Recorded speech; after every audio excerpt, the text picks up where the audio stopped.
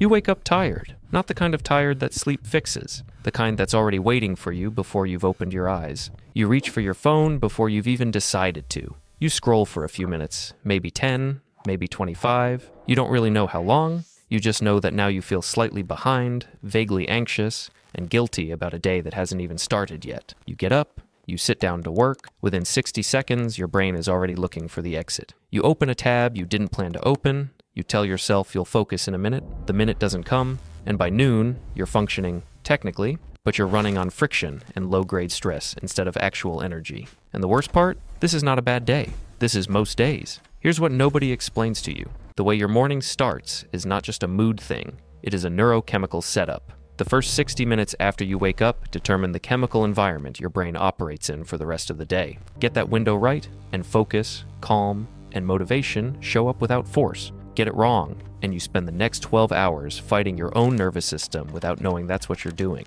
This is not about waking up at 5 in the morning. It is not about cold showers or 15-step routines.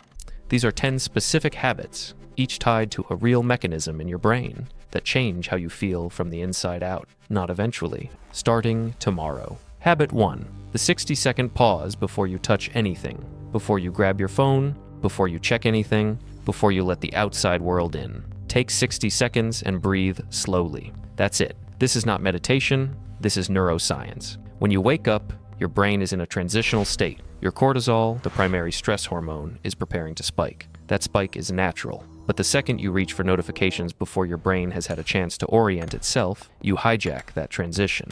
You flood your system with social information, comparison, urgency, and noise before you've even stood up. Your stress response activates before the day has begun. 60 seconds of slow breathing tells your nervous system, we are starting this day on purpose, not in reaction, on purpose. It sounds small. It is not small. Every calm, focused morning you've ever had started with some version of this, whether you were aware of it or not. Habit 2.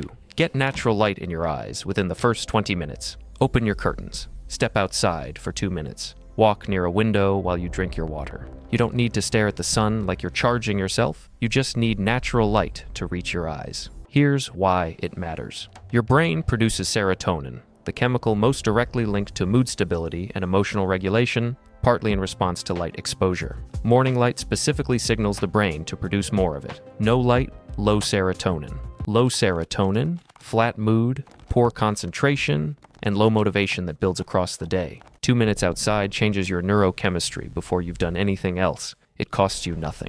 Habit 3, make your bed immediately, before anything else. This gets dismissed because it sounds like something a parent would say, but there's a real mechanism behind it that has nothing to do with tidiness. Small, completed tasks trigger a release of dopamine, the motivation chemical. Not a big hit. A small, clean signal that says, we started something, we finished it, let's do another. That signal creates psychological momentum in the first 5 minutes of your day. A made bed is not about cleanliness. It is a message your nervous system sends to itself. You are someone who follows through. You began the day by completing something, not avoiding it. And that distinction shapes every task you approach afterward. Habit 4. 10 slow breaths before you enter the demands of the day. Not at night, in the morning. Specifically before you transition into tasks, messages, or anything that asks you to react. 10 slow breaths activates your parasympathetic nervous system, the calm system, the one that lets you think instead of just react. Most people move from bed to phone to inbox to pressure without a single moment of intentional regulation, and then they feel scattered by 10 in the morning and can't identify why. The reason is simple. Their nervous system never got the chance to shift into focus mode. It stayed in survival mode from the second it woke up. 45 seconds, 10 breaths. The quality of your thinking, your patience, and your decision-making for the next several hours shifts noticeably. That is not an exaggeration. That is physiology. Habit 5. Water before caffeine. Every morning, without negotiating. You wake up dehydrated every single time. Your brain is roughly 75% water, and even mild dehydration impairs mood, memory, and focus before you've noticed any physical symptoms of thirst. Most people add caffeine on top of a dehydrated, elevated cortisol brain, and then wonder why they feel jittery and anxious by their second cup. 1 glass of water before anything else. 30 seconds. It rehydrates your brain, stabilizes your stress response, and makes the caffeine you consume afterward actually behave the way it was designed to. You are not giving up coffee. You are making coffee work better by stopping the one habit that makes it backfire every morning. Habit 6. 1 minute of movement, not a workout, 1 minute. Not a routine you need to plan, not something you have to get dressed for. 60 seconds of physical movement right after you wake up. Stretch your arms overhead. Shake out your shoulders. Do 10 squats. Walk to the kitchen and back with intention. Put on one song and move your body. Anything counts. Movement triggers endorphin release. That is not motivational language. That is a biological fact that repeats itself regardless of your mood or intention.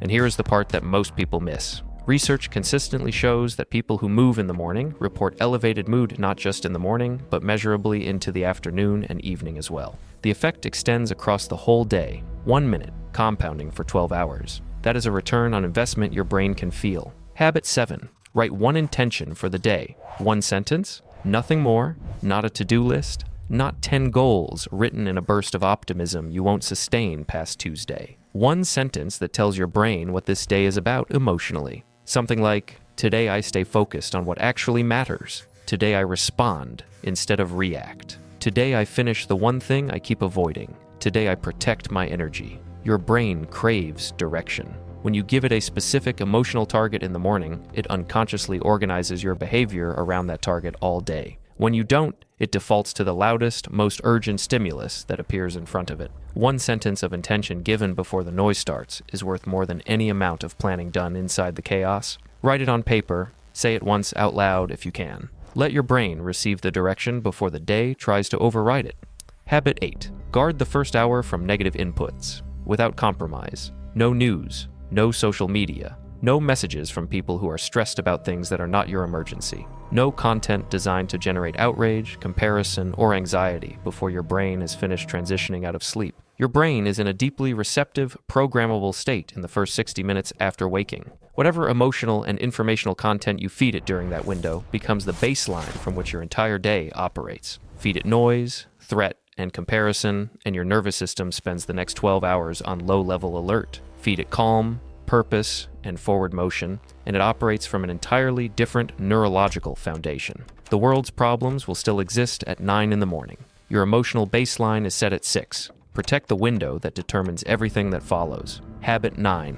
30 seconds of gratitude. Specific gratitude, not the generic version, not a journaling session, not a gratitude list of 20 things. 30 seconds of deliberately recalling one specific thing that is genuinely good in your life right now. A person, a moment that happened recently, something you're looking forward to today, something small that actually matters to you. Gratitude activates the brain's reward circuitry and releases both dopamine and serotonin simultaneously. Done consistently in the morning, it physically rewires how your brain processes daily experience, shifting it over time from default threat detection toward recognition of what is working. People who practice specific gratitude in the morning demonstrate measurably higher emotional resilience, lower anxiety, and more stable mood across the day. 30 seconds. One real thing. The specificity is what makes it chemically effective.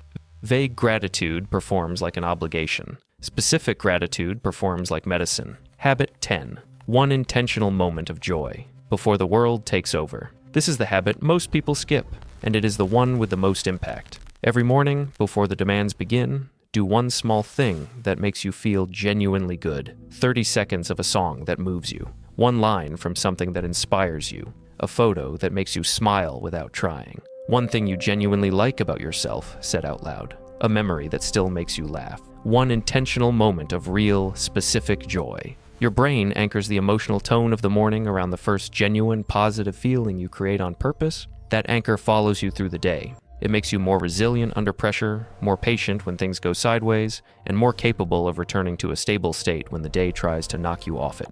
Without this habit, your mood depends entirely on what the world decides to hand you. With it, you walk into every day already holding something stable. This is emotional priming, and it is one of the most powerful and most consistently ignored tools in behavioral psychology. Now, your actual starting point, not 10 habits at once. That is not how change builds, that is how overwhelm starts and stops. Tomorrow morning, choose 3. The 60-second pause before your phone, 1 glass of water before your coffee, and 1 intentional moment of joy before the day begins. Write those 3 things on a physical piece of paper tonight, not a note on your phone, and put it where you will see it when you wake up. The phone is the first trap.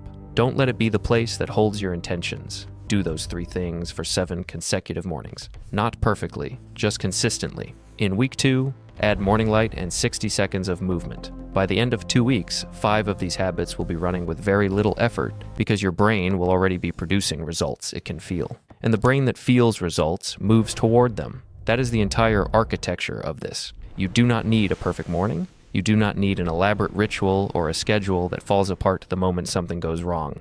You need 10 minutes of intentional inputs that establish the neurochemical foundation your day runs on. That is all this is. The mornings you look back on as genuinely good were not accidents. They were setups. Now you know how to build the setup on purpose. Write down your 3 habits tonight. Tomorrow is already different from today. One more thing before you go, because most people read something like this, feel genuinely motivated for about 48 hours, and then quietly slide back into the same patterns. Not because they are lazy, because they tried to change too much at once. The effort felt bigger than the result, and the brain defaulted back to what it already knew. The way around that is to make the habit so small and the entry point so specific that there is no real friction to starting. 60-second pause, 1 glass of water, 1 moment of joy. Those 3 things together take less than 3 minutes. 3 minutes to change the neurochemical foundation of your entire day. The ROI on that is almost absurd when you write it out like that. But it only works if you actually start, not when you feel ready, not after you've had a harder week and really need it. Tomorrow. With whatever morning tomorrow gives you. Your brain is not against you. It is running the patterns it was given. Give it better patterns in the first 10 minutes of the day, and it will give you a better day in return. Every single time, without exception, the morning shapes what follows. This is not motivation, this is mechanics. And mechanics work whether you believe in them or not. Start tomorrow. Start small. Start on purpose.